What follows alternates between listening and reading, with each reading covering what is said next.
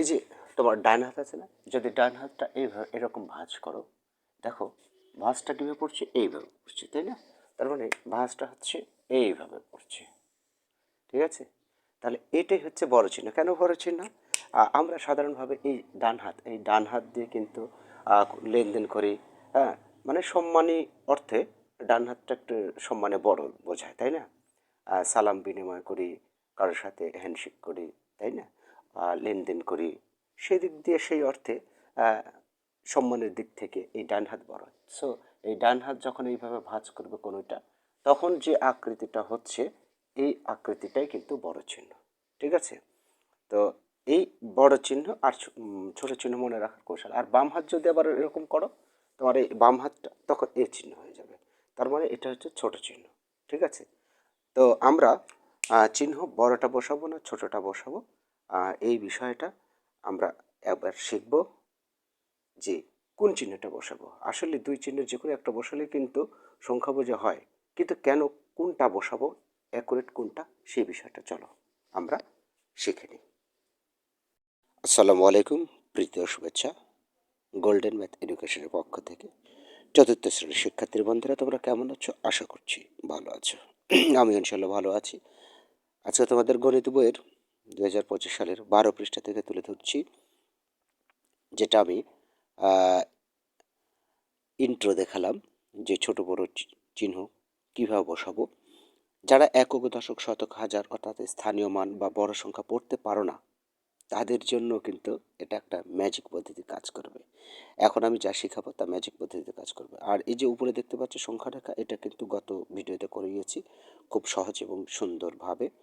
So এটা আর করছি না। আজকে 12 এবং 13 পৃষ্ঠার যে এই যে সংখ্যার তুলনা করতে হবে ছোট বড় চিহ্ন বসিয়ে, তার একটি ম্যাজিক কৌশল। হ্যাঁ, ছোট বড় চিহ্ন বসানোর একবার ম্যাজিক কৌশল। কেউ যদি মানে কি বলবো, বড় বড় সংখ্যা স্থানীয় মান অনুযায়ী নাও পড়তে পারে, তবুও এই ছোট বড় চিহ্ন বসাতে পারবে। সেটা কি করে, চলো আমরা সুন্দরভাবে বিষয়গুলো দেখে নিই, বুঝে নিই। আচ্ছা, আমি যদি এই সংখ্যাগুলোকে একটু বড় করি তাহলে আরো ভালো করে বুঝতে পারবে। আচ্ছা, লক্ষ্য করো এখানে যে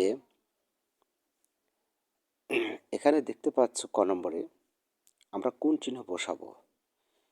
এখানে দেখো, এই একক দশকের স্থানীয় মান এইভাবে না পড়ে আমরা প্রথম থেকে যাব। প্রথমে লক্ষ্য করতে হবে এখানে 4টে অঙ্ক বিশিষ্ট, এখানেও 4 অঙ্ক, তাহলে সমান সমান অঙ্ক আছে। তাহলে এখন আমরা এদিক থেকে তুলনা করব। এটা আছে 9, এটা আছে 9, তুলনা করতে পারছি না। এটা 5 আর এটা হচ্ছে 6, তুলনা হয়ে গেছে আমাদের, ঠিক আছে? তার মানে এই 5 যেহেতু ছোট, তার মানে এই সংখ্যাটা হচ্ছে ছোট, তাহলে ছোট চিহ্ন দিতে হবে। বাম হাত ভাঁজ করলে যেটা হয় সেটা, কোনোই ভাঁজ করে দেখবে এরকম আকৃতি হচ্ছে, তাই না?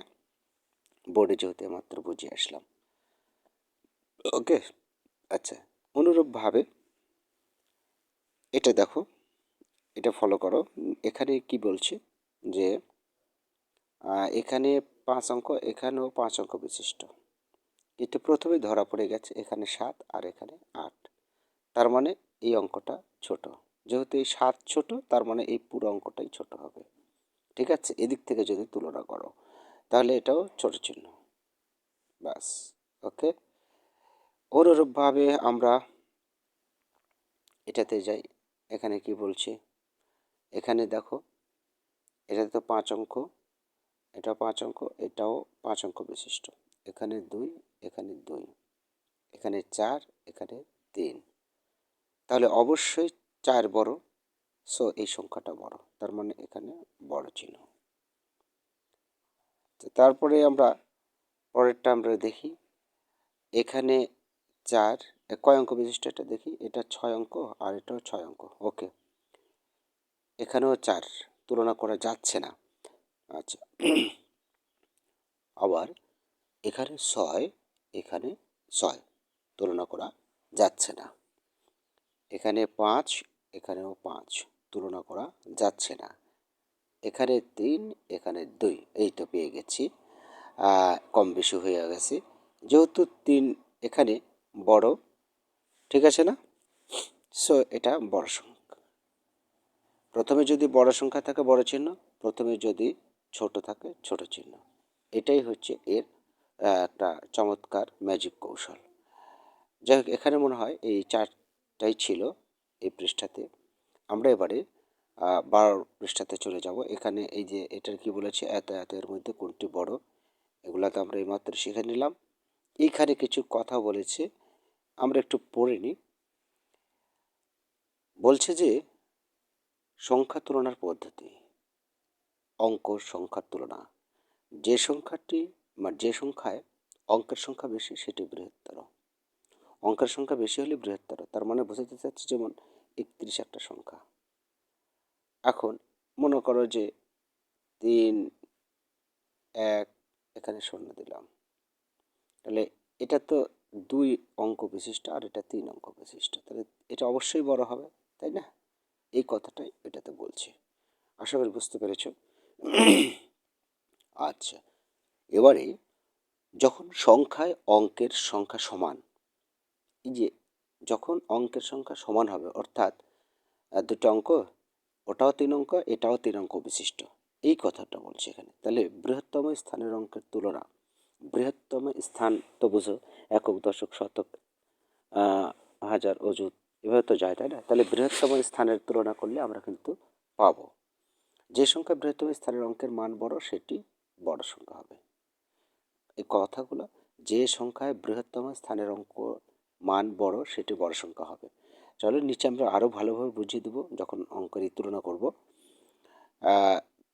তারপরে 2 নম্বর বলছে, যদি বৃহত্তম স্থানের অঙ্কের মান সমান হয় তবে দ্বিতীয় বড় স্থানের অঙ্ক দুটি তুলনা করতে হবে, যেভাবে আমি করে দিলাম। এভাবে যতক্ষণ পর্যন্ত না সংখ্যা দুটির মধ্যে একটি ছোট অঙ্ক পাওয়া যায় ততক্ষণ পর্যন্ত তুলনা চালিয়ে যেতে হবে, তাই না? অবশ্যই যদি সংখ্যা দুটির সবগুলো অঙ্ক সমান হয় তবে সংখ্যা দুটি সমান। আচ্ছা, এইবারে আমরা চলে আসলাম। আচ্ছা, এখানে আমরা এবারে তুলনা করি। অ্যাট ফার্স্ট আমরা দেখে নিব, এটা হচ্ছে যে 6 অঙ্ক 5 অঙ্ক, আর এটা 6 অঙ্ক বিশিষ্ট। এটা হচ্ছে যে 6 অঙ্ক বিশিষ্ট আর এটা হচ্ছে 5 অঙ্ক বিশিষ্ট সংখ্যা। তো 6 অঙ্ক বিশিষ্ট সংখ্যা যতই দেখতে ছোট ছোট অঙ্ক দিয়ে হোক না কেন এমনিতেই বড় হবে, তাই না? আর এটা ছোট হবে, সো এটা ছোট চিহ্ন হবে। ওকে, এবার 3 নম্বর দেখো, 3 নম্বরটা এটা হচ্ছে যে 7 অঙ্ক বিশিষ্ট, গুণে দেখো 7 অঙ্ক বিশিষ্ট, আর এটা হচ্ছে 6 অঙ্ক বিশিষ্ট। সো প্রথমেই আমরা দেখতে পাচ্ছি এটা বড়, সো বড় চিহ্ন। এরপরে আমরা দেখি এখানে কি বলেছে, এইখানে আসো। এখানে বলছি কি, যে এখানে হচ্ছে যে 4 অঙ্ক বিশিষ্ট আর এটা হচ্ছে 5 অঙ্ক বিশিষ্ট, অবশ্যই এটা ছোট, তাহলে ছোট চিহ্ন। আচ্ছা, তারপরে তোমার এখানে তোমার এটা হচ্ছে যে 7 অঙ্ক বিশিষ্ট, এখানেও 7 অঙ্ক বিশিষ্ট, এটাও 7 অঙ্ক বিশিষ্ট। তাহলে অবশ্যই এখন আমাদের এবার তুলনা করতে হবে। দেখো এখানে 1, বৃহত্তম স্থানীয় মান তো এটাই, তাই না? এখানেও 1 মিলল, আর ছোট বড় হলো না, তাহলে তুলনা করা যাচ্ছে না। এখানে 0 0 0 তিনটা, এখানেও 3টে 0 একসাথে, তুলনা করা যাচ্ছে না। এখানে 4, এখানেও 4, তবুও তুলনা হলো না। এখানে 5, এখানে 6, এইবার আমরা পেয়েছি, তাই না? এই 5 অবশ্যই ছোট, সো এটা ছোট চিহ্ন, তাহলে ছোট চিহ্ন হবে।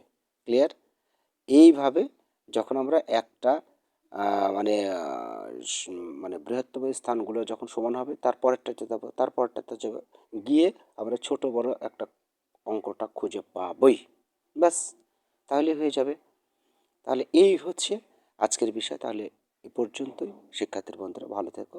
ধারাবাহিকভাবে তোমাদের ক্লাসগুলো অবশ্যই নেওয়া হবে, প্রতিদিন প্র্যাকটিস করবে, আর কমেন্ট করে জানিয়ে দেবে কোনো পৃষ্ঠার যদি অঙ্কের সমাধান চাও, বুঝতে না পারো। আল্লাহ হাফেজ।